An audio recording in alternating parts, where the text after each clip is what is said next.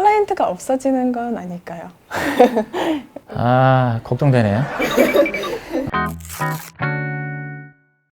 안녕하세요. 건강학개론의 정연? 미니입니다. 네, 요즘 시국에 집에 있는 시간이 많아지면서 인테리어에 대한 관심이 굉장히 폭발적이에요. 네, 맞아요. 셀프 인테리어부터 전문적인 인테리어 디자인을 원하시는 분들도 많이 늘더라고요. 네, 근데 보통 이런 전문적인 인테리어 업체를 접하기 쉽지 않잖아요.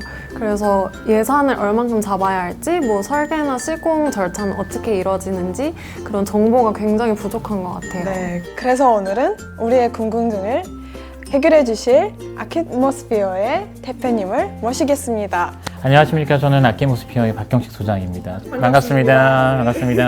아키모스피어의 대표적인 작품들, 포트폴리오 관련해서 소개 부탁드립니다. 네, 이펙티브한 어떤 그런 환경을 통해 뭔가 더 큰 가치를 이루고자 하는 분들이 저희 클라이언트 분들이에요. 그래서 공유 오피스 스테이션 리오라든지 하나금융그룹의 영빈관이라든지 아니면 AMD 에이벌의 어떤 그런 오피스 환경이라든지 어떤 한 업종에 한정되어 있지 않고 더 이펙티브한 디자인이 필요한 일을 하고 있습니다. 클라이언트 입장에서 실제 인테리어 디자인은 어떤 과정으로 진행될까요? 크게 보면 설계와 시공 단계로 나뉘어질 수 있고요. 그리고 세부적으로 본다고 한다면 믿을 만한 디자이너를 찾는 게 우선이고요. 그 다음에 디자인 단계를 거쳐서 또 믿을 만한 시공사를 찾는 게 우선이겠죠.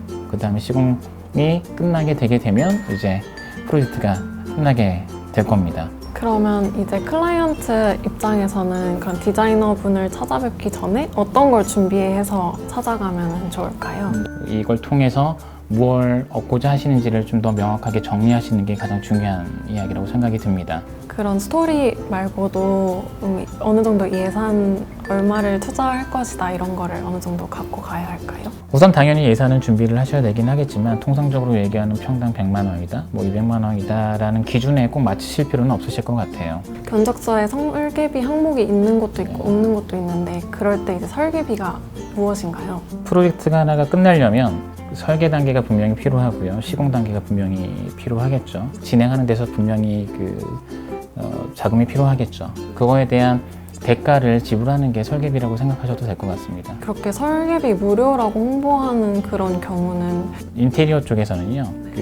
설계와 시공이 아주 명확하게 분리되어 있지는 않아요. 한 업체가 설계와 시공을 같이 하는 경우도 있고 또 설계만 하는 업체가 있고 또 시공만 하는 업체가 분명히 있겠죠. 근데 만약에 그렇게 홍보를 한다고 하면 분명 공사비 안에 설계비가 어느 정도는 분명히 들어가 있을 겁니다. 그럼 혹시 그런 자재 비용을 좀 불려서 거기서 수익을 내는 경우도 있나요? 예전에는 그런 케이스들이 굉장히 많았다고 얘기 들었는데 요즘은 모든 정보가 다 오픈되어 있고 맘만 먹으시면 다 찾아볼 수 있기 때문에 그렇게 악의적으로 사항을 만드는 회사는 이제는 없을 거라고 저도 믿고 있습니다. 제가 지금 건축학과를 공부하고 있는데 설계와 시공이 기본이 있더라고요.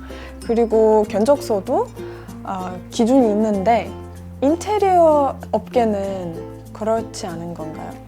말씀 주신 대로 건축은 설계와 시공이 좀 더 명확하게 구분되어 있는 편이죠. 근데 인테리어 같은 경우는 관행상 설계와 인테리어를 같이 하는 케이스들이 굉장히 많이 있어 왔습니다. 근데 최근 들어서는 설계와 시공을 좀 더 분리해서 진행되는 케이스들도 굉장히 많이 만들어지고 있습니다. 그러면 설계와 시공을 나누는 게 왜 중요할까요? 설계의 역량과 시공의 역량을 다 갖고 있는 회사라고 한다면 굳이 다른 곳에 분리해서 맡길 필요가 없겠죠. 시대가 좀 더 발전되고 문화적 수준이 높아지면서 이제 취향이라는 것들이 더 깊게 반영이 되고 또 깊이 있는 어떤 그런 자신에 대한 정체성에 대한 이야기를 드러내기 시작한 시기가 오면서 또 그런 부분들을 조금 더 정교하게 바라볼 수 있는 그런 능력자나 역량자가 필요하게 된 게 이게 설계와 시공에 대한 이야기의 필요성과 니즈가 좀 명확하게 만들어지는 거 아닌가라는 생각이 듭니다.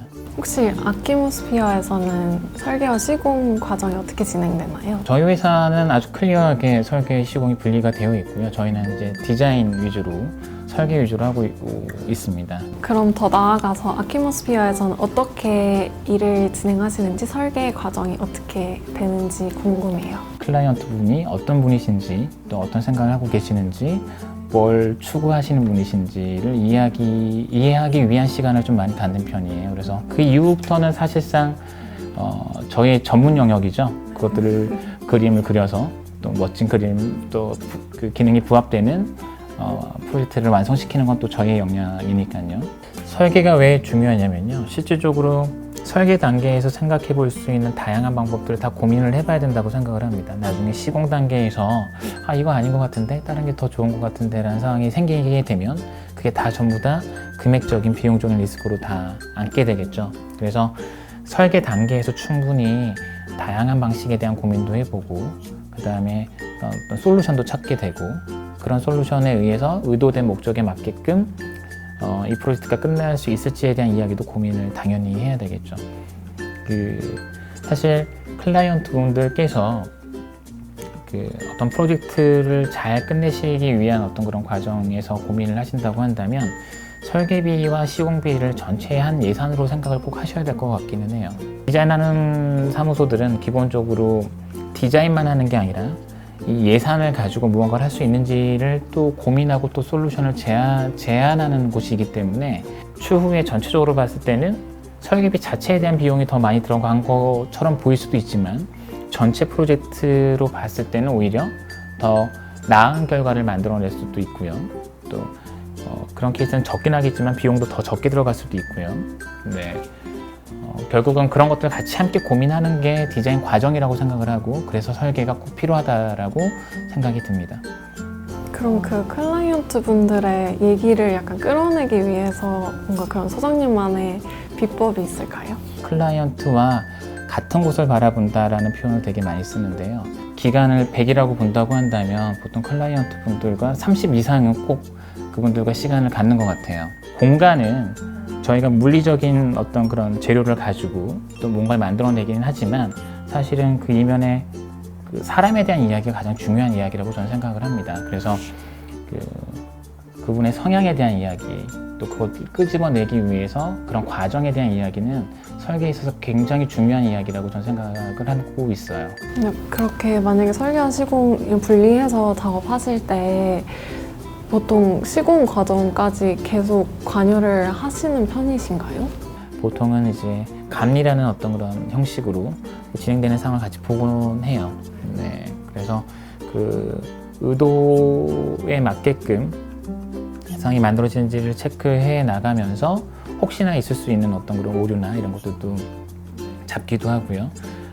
실질적으로 구현된 사례를 보면서 이런 경우가 많으면 안 되겠지만 조금은 어떤 잘못된 의도에 대한 이야기들도 제대로 전달할 수 있게끔 상황을 좀 더 재조정하기도 하고요.